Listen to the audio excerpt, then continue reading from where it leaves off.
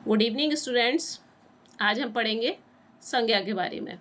चलिए शुरू करते हैं संज्ञा की परिभाषा से। तो सबसे पहले हम संज्ञा की परिभाषा देखेंगे। संज्ञा वह शब्द है जिसका उपयोग किसी व्यक्ति, स्थान, विचार, वस्तु के नाम के लिए किया जाता है। यह हमें फर्स्ट क्लास से ही पढ़ाया जाता है। यह सभी जानते हैं कि संज्ञा वह शब्द है जिसका उपयोग किसी व्यक्ति, स्थान, विचार, वस्तु के नाम के लिए किया जाता है। जैसे संजीव, दिल्ली, आर्या, कलम आदि बहुत से उदाहरण होते हैं। अब आते हैं हम इसके प्रकार पर।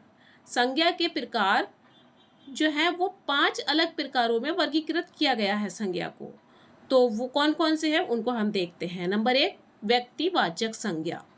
व्यक्तिवाचक संज्ञा वह है जिसमें किसी व्यक्ति, स्थान आदि का बोध होता है। जिस शब्द संज्ञा से वह व्यक्तिवाचक संज्ञा कहलाता है।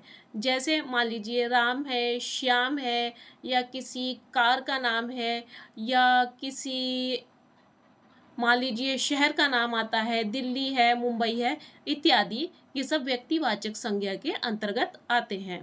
नंबर 2, जातिवाचक संज्ञा।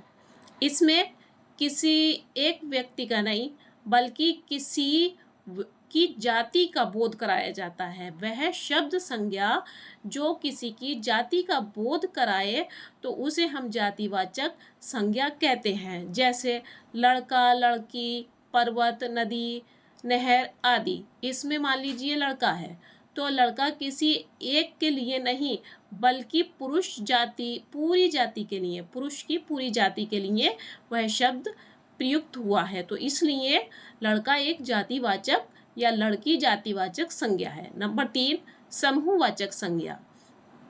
इसमें किसी एक व्यक्ति के लिए या एक स्थान के लिए, जो स्थान होता है उसके लिए ये शब्द प्रयुक्त नहीं होता। जब इसमें एक समूह के लिए ये शब्द संज्ञा प्रयुक्त किया जाता है। जैसे मान लीजिए पुस्तकालय, परिवार, आयोग, समिति।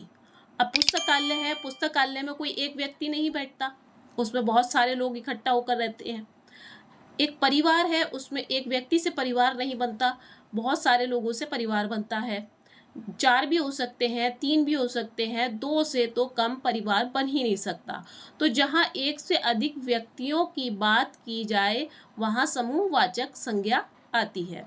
द्रव्यवाचक संज्ञा, जिसमें किसी पदार्थ का या किसी वस्तु का, सामग्री का बोध होता है, किसी द्रव्य का बोध होता है, तो वहाँ द्रव्यवाचक संज्ञा होती है। जैसे सोना, चांदी, गेहूं आदि का बोध होता है। नंबर 5, भाववाचक संज्ञा। भाववाचक संज्ञा के अंतर्गत किसी के भाव, किसी के गुण दोष, किसी का धर्म आदि का बोध किया जाता है। जैसे मान लीजिए मोटापा। मोटापा एक भाव है जो किसी व्यक्ति के मोटापे के लिए प्रयुक्त किया गया है। या मान लीजिए किसी के धर्म के लिए कोई भाव प्रयुक्त किया जाए, या किसी का कोई गुण है, वह बहुत अच्छा गाना गाती है, तो भाववाचक संज्ञा के अंतर्गत भाव की, शब्दों की पहचान की जाती है। तो इस प्रकार हमने संज्ञा की परिभाषा पढ़ी और संज्ञा के प्रकार को देखा। तो संज्ञा के प्रकार 5 प्रकार के होते हैं और इनको हमने समझने की भी कोशिश की है। उम्मीद है कि आपकी समझ में आएगा। और इसी प्रकार फिर हम अगली वीडियो में सर्वनाम के बारे में बात करेंगे विस्तृत रूप से। तब तक के लिए good luck, goodbye, good night.